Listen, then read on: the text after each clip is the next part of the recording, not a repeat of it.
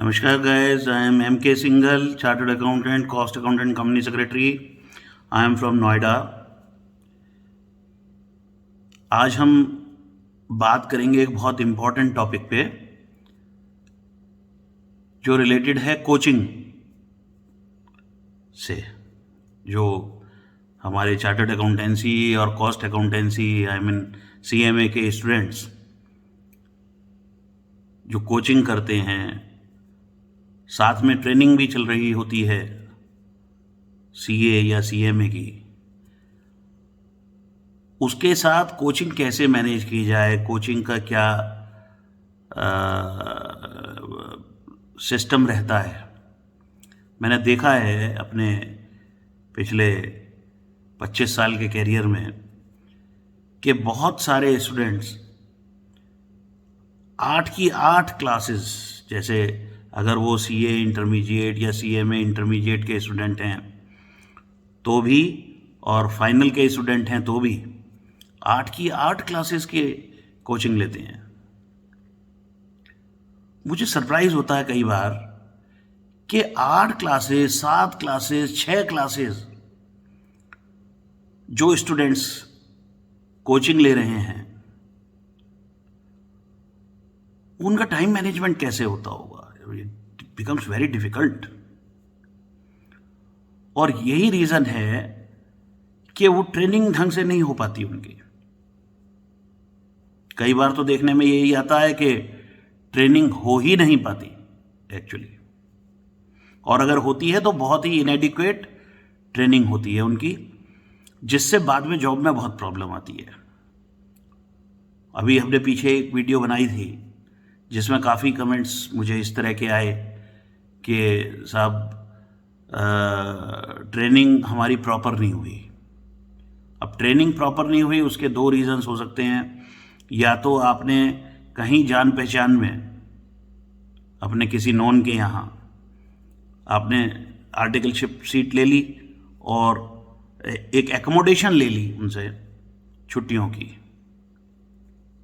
या आप कोचिंग के चक्कर में पड़ गए तो आपने छुट्टी ले ली।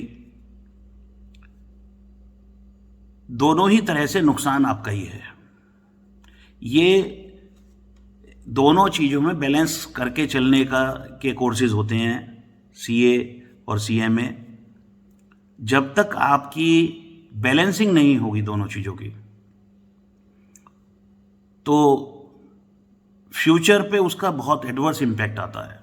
मैंने देखा है ये, और मैं रोज़ देखता हूँ कि जो भी स्टूडेंट्स 6, 7, 8 सब्जेक्ट्स की कोचिंग करते हैं और ट्रेनिंग प्रॉपरली नहीं कर पाते, उनके साथ बहुत इश्यूज रहते हैं आगे चल कर के, क्योंकि काम आता नहीं, और जब काम आता नहीं तो फिर एम्प्लॉयबिलिटी के इश्यूज रहते हैं। तो मेरा आपको सजेशन है कि कोचिंग सिर्फ उन्हीं सब्जेक्ट्स की करें। 2-3 सब्जेक्ट्स आप चूज़ कर लें मैक्सिमम, जिनमें आपको कोचिंग करनी है। अब जैसे थ्योरेटिकल सब्जेक्ट्स हैं, मान लीजिए ऑडिटिंग है, लॉ है, इनके लिए मुझे नहीं लगता कि बहुत ज़्यादा कोचिंग की जरूरत। हालांकि ये सबके अपने अपने व्यूज़ हो सकते हैं इस पर, लेकिन फिर भी मुझे लगता है कि इतने सब्जेक्ट्स की कोचिंग करने से तो बहुत नुकसान है। आपको ये चीज़ देखनी चाहिए और देखनी पड़ेगी, अदरवाइज एम्प्लॉयबिलिटी के इश्यूज आएंगे आगे चल करके। अगर ट्रेनिंग प्रॉपर नहीं होगी तो एम्प्लॉयबिलिटी के इश्यूज आने तय हैं।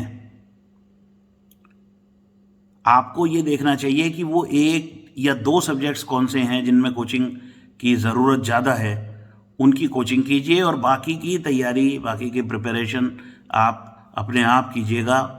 इन कोर्सेज़ की यही खूबसूरती है कि डे टाइम में आप ट्रेनिंग कीजिए, काम सीखिए मन लगा करके, और रिलेवेंट ट्रेनिंग कीजिए। Relevant training,